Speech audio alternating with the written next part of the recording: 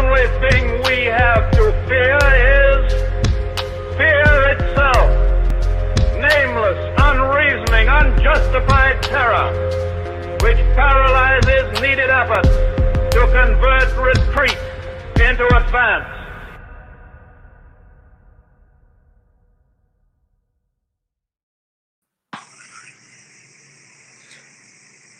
Welcome, everybody. My name is Emanuele Barrasso. I'm the UK Secretary of the Roosevelt Movement. We're here live from London. We've got Marco Moiso, Vice President of the Roosevelt Movement. Hi, Marco. How are you? Hello, Emanuele. Hello, everyone. Welcome, Marco. This is actually our second video we do in English. We did one a few months ago. I think it was January, December, January. And in the meantime, we've had a bit of a time with the coronavirus, with the COVID-19 crisis. Hence, we thought, we should probably give an update to our viewers, to our listeners, to our members, to everyone out there about, our take on what has been happening. First of all, as I said, welcome everybody. We've been living historic times due to the coronavirus. And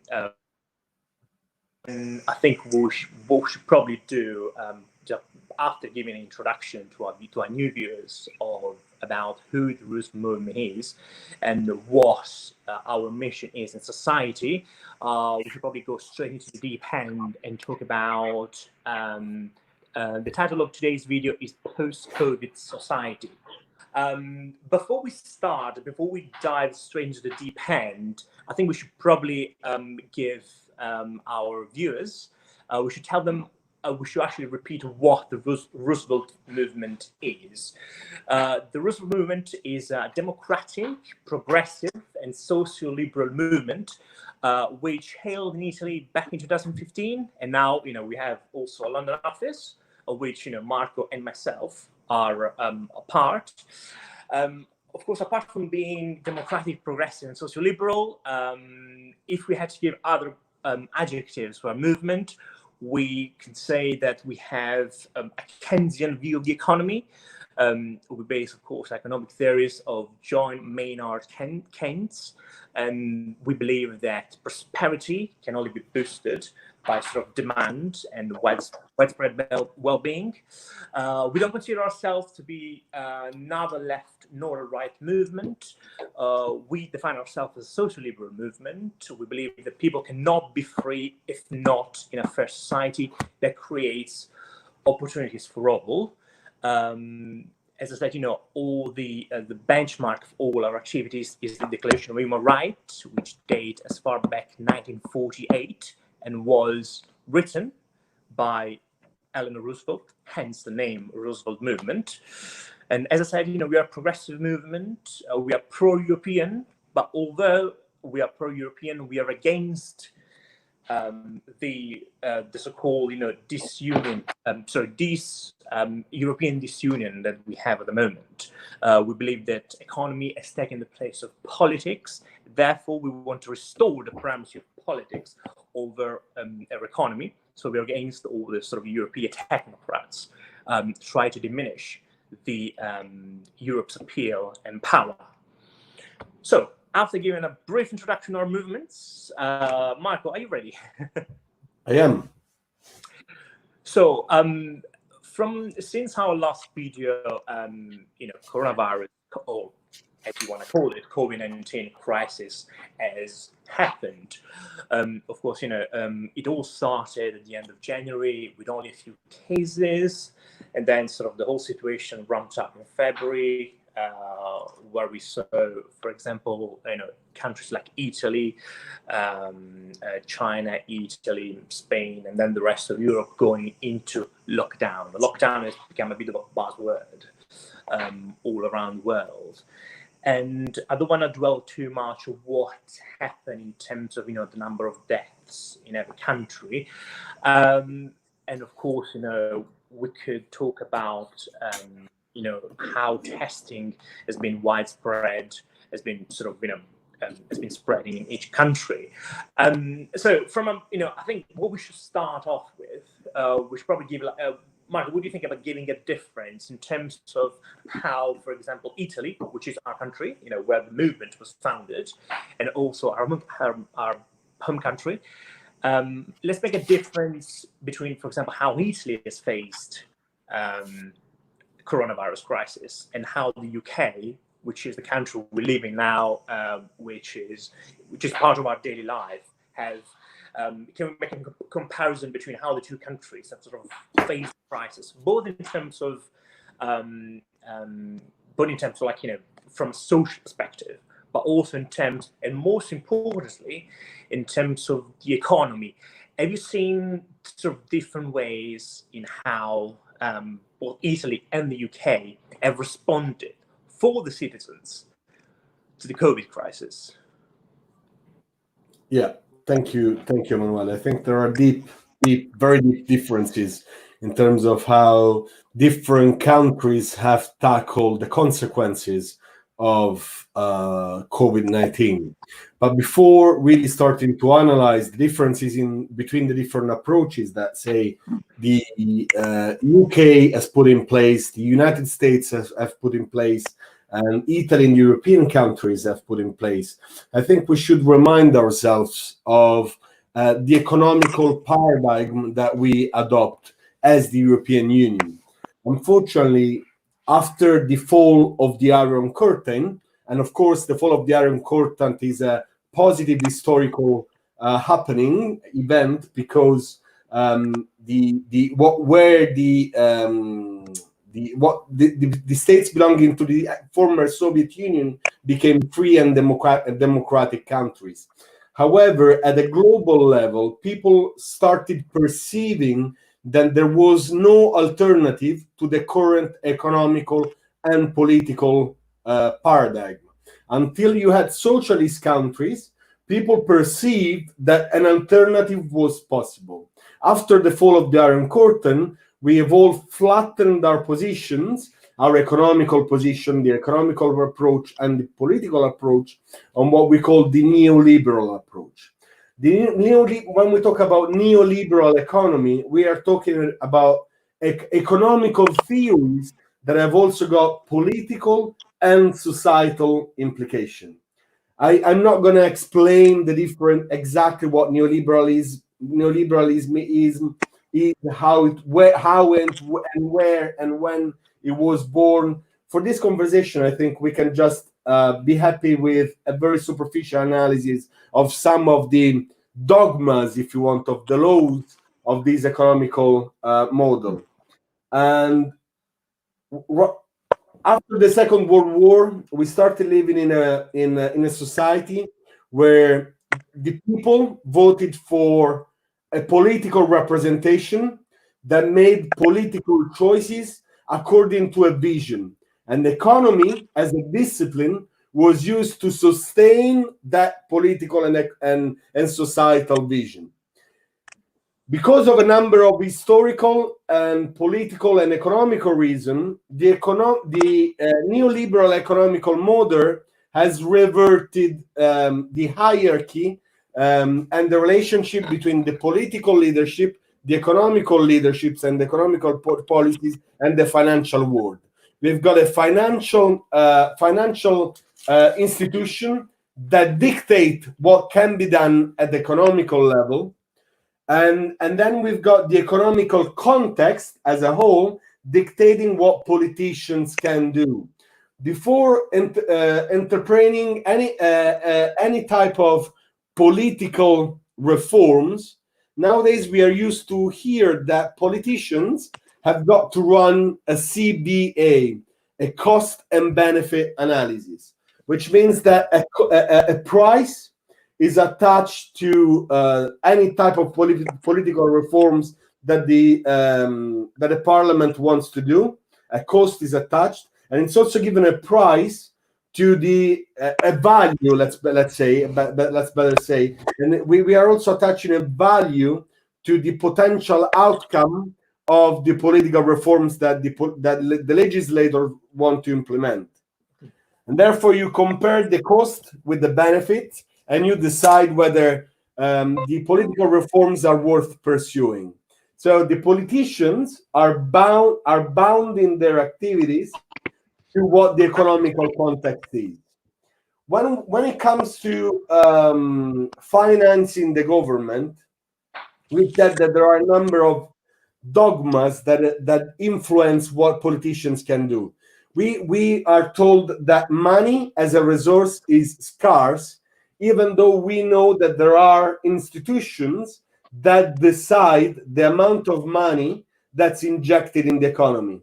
So we still think that money is a scarce good when it's actually not.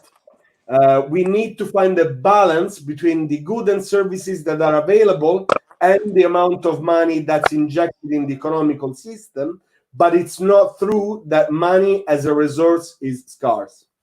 Also, we have been told that central banks should be independent from governments.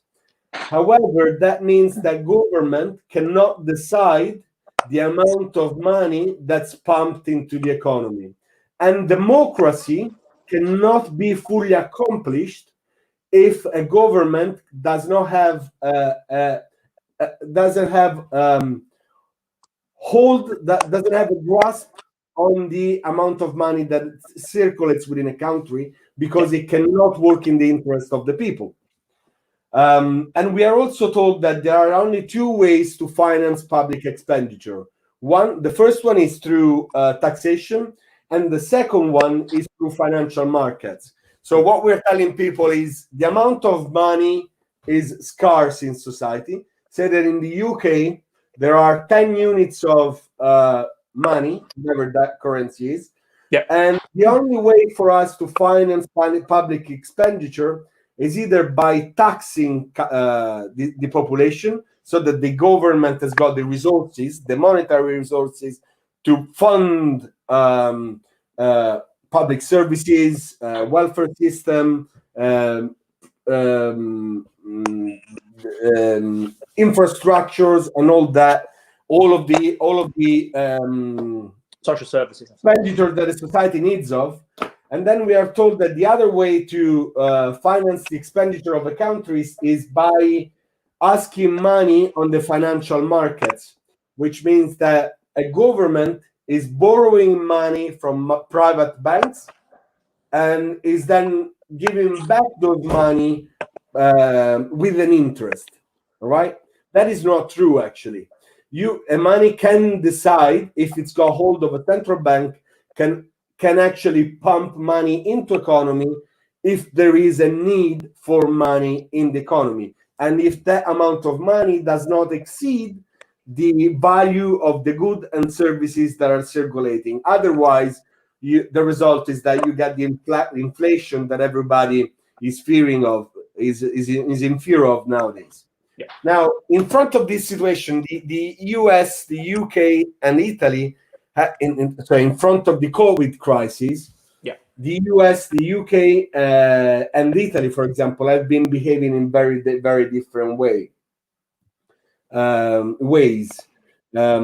Italy, you know that actually any country in the European Union does not have a monetary sovereignty, so we do not actually run our own economical monetary policies. But also within the European Union, we are not independent in terms of economical policies as well, right? We have to have the approval of the European Commission, and there are a number of targets and measurements in place to ensure that countries do not go astray in terms of either public expenditure, spending too much, or even having too much surplus. So we have to get the approval of a commission, of a European Commission, that is not elected and that does not work in the interest of the European citizens. Yes. We created a situation in which the paradox was that the European Central Bank, with Christine Lagarde, said that they were more available to pump money into the economy, money that were interest free, so grants, and therefore that the different countries didn't need to pay back. Then the European Commission. The European Commission, yeah, every time you hear the Italian Prime Minister talking about lines of credit, talking about how do we fund the expenditure that we need to restart the economy, Conte always spoke about lines of credit, different types of lines of credit. Every time we talk about lines of credit, we are talking about borrowing money from financial institutions and paying those money back with interest. That is not, it's not a given. That is the way in which countries finance themselves within the neoliberal economical model. Yeah. But that doesn't have to apply to any situation. In the UK, for example, the UK has got the Bank of England. Yeah. Now, the Bank of England used to respond to the government until to 1996. In 1996, Tony Blair created the Commission of the Nine and took away the monetary sovereignty from people or from the parliament and gave it to what became a kind of a private institution, because he said that rather than responding, the Commission of the Nine substitutes the government in terms of developing the monetary policies for the UK. It's made of 9 members. 5 members are nominated by the Bank of England, and 4 members are nominated by the government.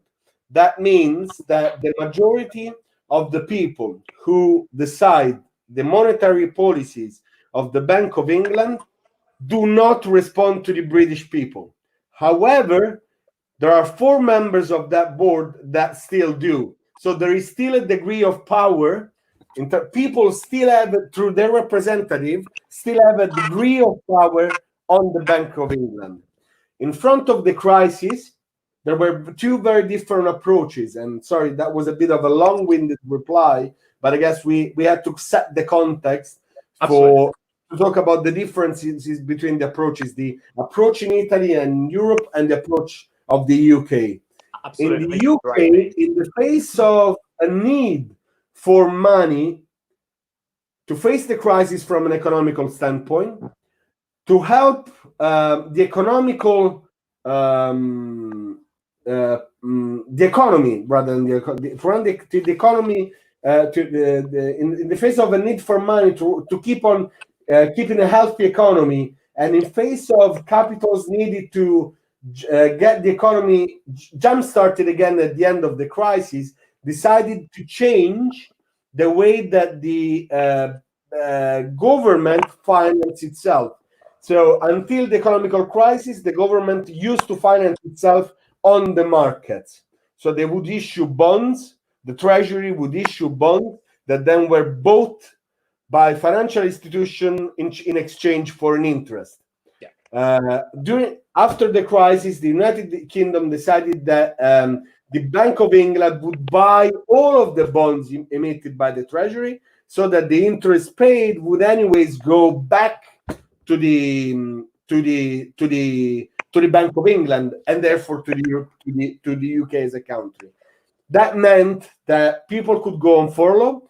So in Italy, what we call cassa integrazione is the equivalent of what we call furlough in the UK. In the UK, anybody could go in furlough with 80% of their salary in Italy, and everybody had access to what we call cassa integrazione furlough. Whereas in Italy, at the moment, only 1/5 of the people who were entitled to a furlough had an opportunity to access to it. We know that in the UK, everybody who was VAT registered, who had what do you call it, partita IVA, who had a VAT registration number, had a percentage of the salary of the previous year. Whereas in Italy, we know that everybody was given 600 euros that are not enough to pay even the rent or the bills. Like a flat out. It's like a flat out fee, I guess. It's a flat out fee exactly for everybody. and basically there is a big that's why democracy, it's strictly linked to monetary sovereignty. You cannot work in the interest of your people if you depend on financial markets financing your expenditure. At the moment, Italy has got a prime minister that's asked banks to put a hand in their hearts, on their heart, and help the Italian citizen. This is not the way to rule a country. You need to have a grasp on the monetary policies in order to work in the interest of people. Marco, thank you so much for the introduction about, you've talked about, socialism, neoliberalism, and in the introduction to the Roosevelt movement, I should have probably mentioned, as you rightly did so, that we are against a neoliberal concept of society. We try to restore the primacy of politics over economy, whereas what a neoliberal society has done as turned sort of tables, the table sort of upside down. Do you think what has happened in the UK, exactly what you've been talking about, and also some of the latest decisions by the European Central Bank, that in a way the COVID crisis has brought about a certain wind of change? Are we allowed to say that? Can we say that, or is it too premature to actually say that? No, I think it's not about bringing a wind of change. It's about putting government in front of the fact that we as a Western society have been adopted an economical model that's dysfunctional and not sustainable, because it ensures profits to financial institutions, but it exploits the work of the citizens. Yeah. So I think that we will have to discuss the economical model that we've been adopting for the past 40 or 50 years. And we have to come to terms to the fact that this economical model is not compatible with democracy. Yeah. Countries are contracting even more debt towards financial institutions at the moment, and I'm talking specifically about European countries. And that's why it's quite interesting that some financial institutions that have been in the past have worked towards the construction and consolidation of these economical models, nowadays are fighting against it. We've got the European Central Bank that says through Christine Lagarde that it's available to pump more grants into the economy.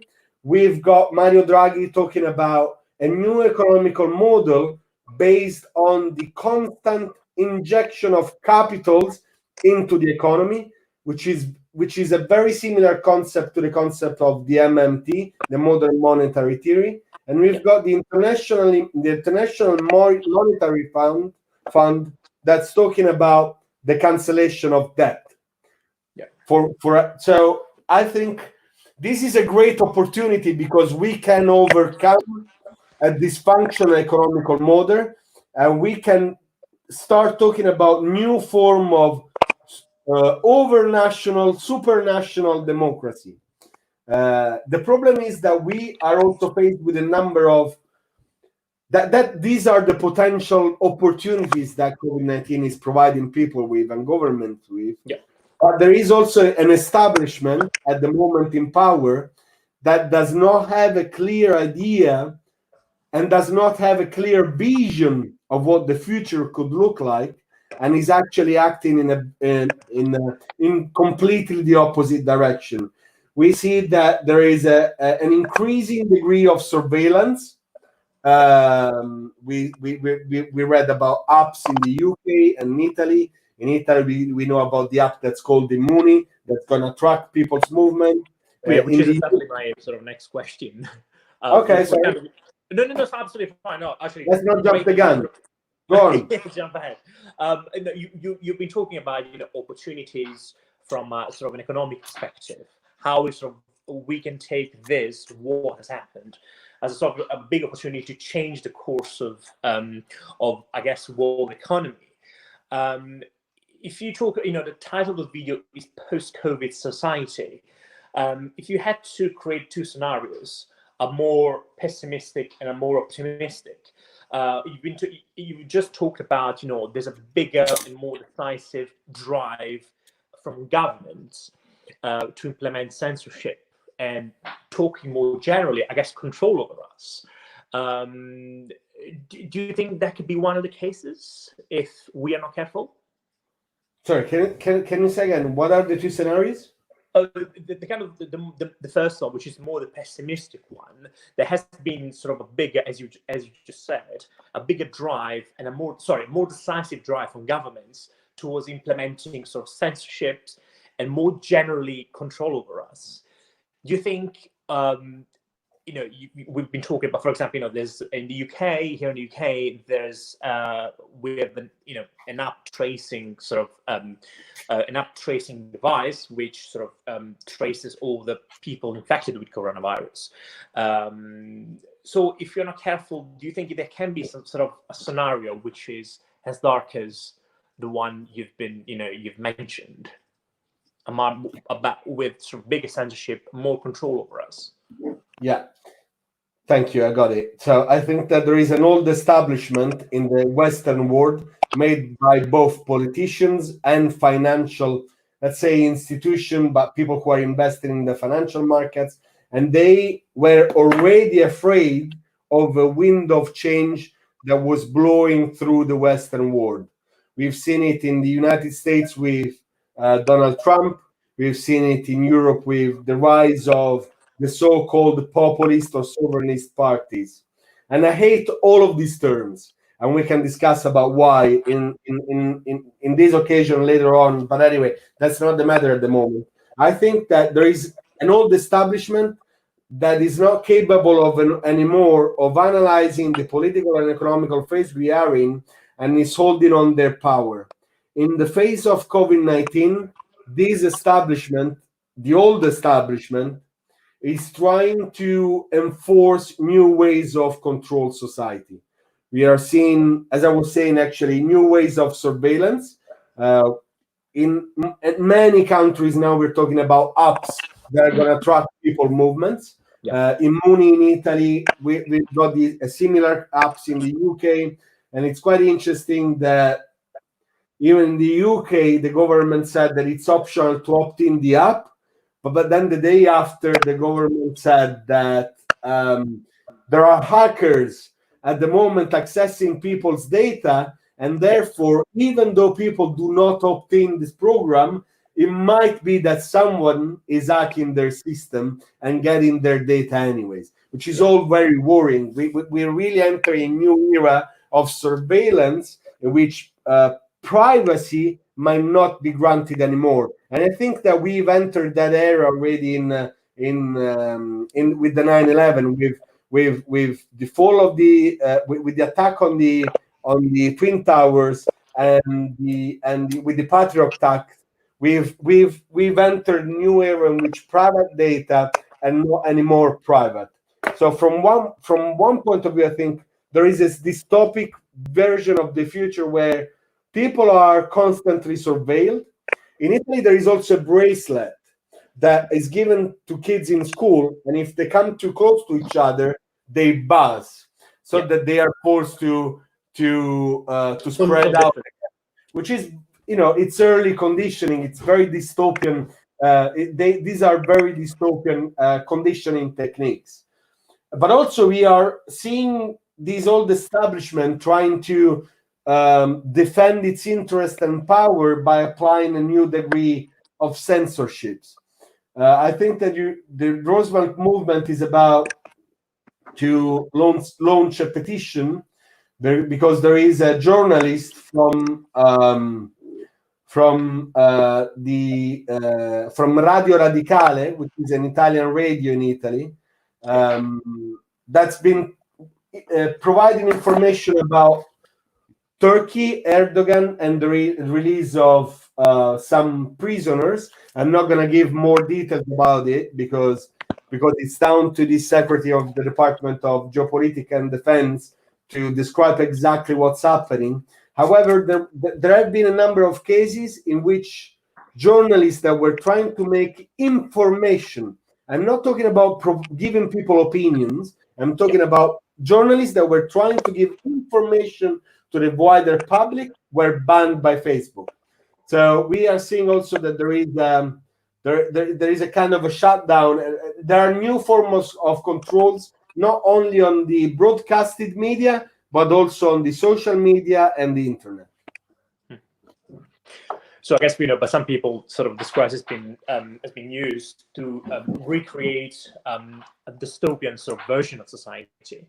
But if you had to give sort of another scenario, a more optimistic one, from what you just said, do you think these could actually be, I guess, used to create a more democratic concept of the economy? And do you think actually people are mobilizing? We've seen some demonstrations the past few weeks here in the UK. Do you think people are mobilizing more aggressively and decisively, I guess, in defense of human rights? I think that people are becoming more and more aware of how the economical model that we adopted is dysfunctional. Yeah.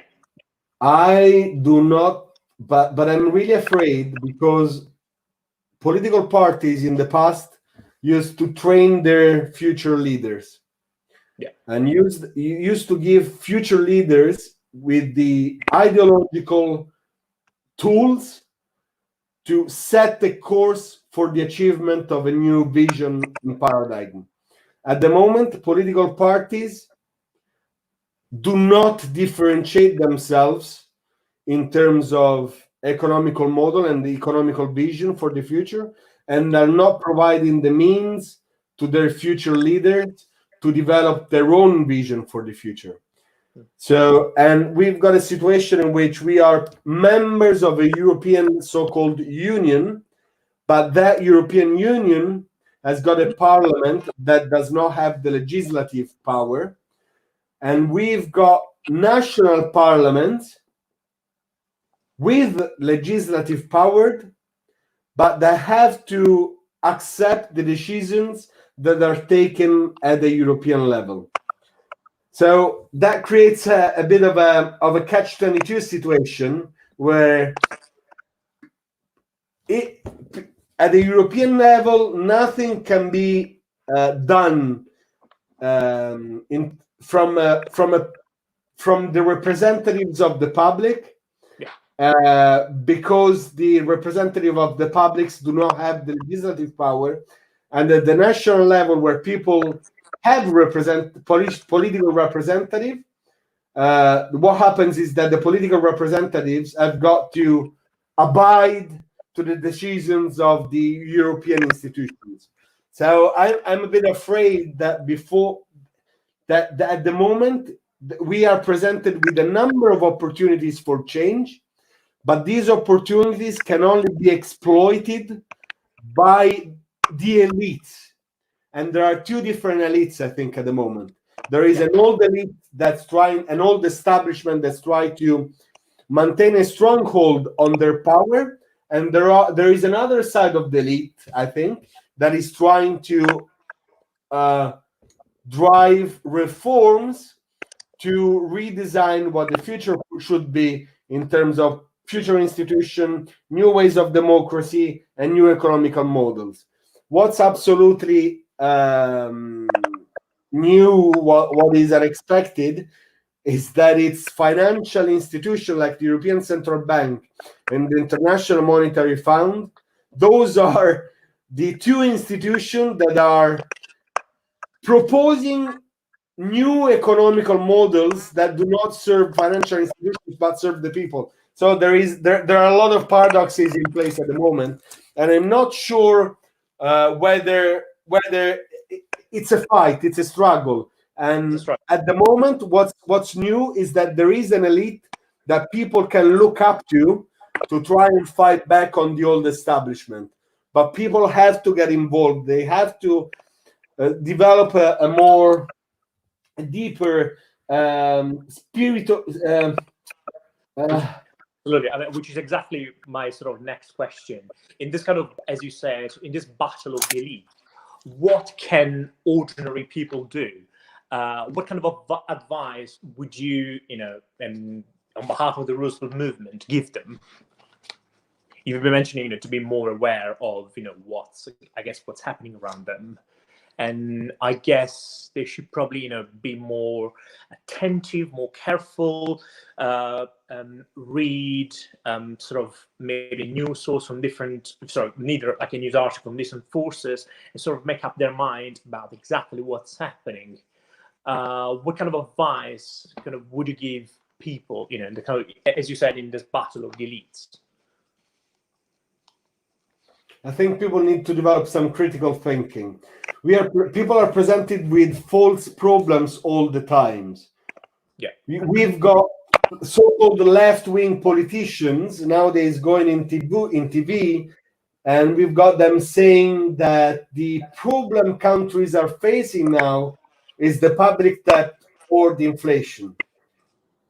I have not seen one single person hanging themselves because of the inflation or because of the public debt. I've seen people hanging themselves because they did not have the means to provide for their families. Those are false problems that are only existent in the context of this economical model. We can change the economical model so that the inflation, the public debts are not problems altogether anymore. So I would invite people to evaluate the political agenda on the basis of their needs. Is whatever public or political reform that the politicians are doing addressing their issues, their real issues and their lives, yes or no? If those reforms, their political initiative are not addressing their issues in the name of greater good of greater issues that are not related to the well-being of people should rebel against them. Yeah. And I absolutely, I think it's all down, I guess, part of the problem on the sort of sensationalism of media, and on the kind of stories that reach the front page or reach the first news slots on TV or in newspaper, and I think you've touched on a very important point. People need to start creating a critical thinking. Need to develop a critical thinking to exactly evaluate what's happening around them and what's I guess truly meaningful. I guess that's the takeaway that we want to sort of give people with with this video. And Marco, thank you so much. Thank you for your opinion, for your wisdom. I think we should probably end the video on that note. The Roosevelt Movement. People can get in touch with us on our Facebook page, Roosevelt Movement UK. We also have a website which is www.rm-london.co.uk. We have like a newsletter. We will do more of these videos in the coming weeks and months. And thank you all for watching. Marco, as usual, as ever. Thank you so much. Thank you, Emanuele, and thank you, everyone. And thank you, everyone, for watching. And I'll see you next time. Thank you. Bye. So first of all, let me assert my firm belief that the only thing we have to fear is fear itself. Nameless, unreasoning, unjustified terror, which paralyzes needed effort to convert retreat into advance.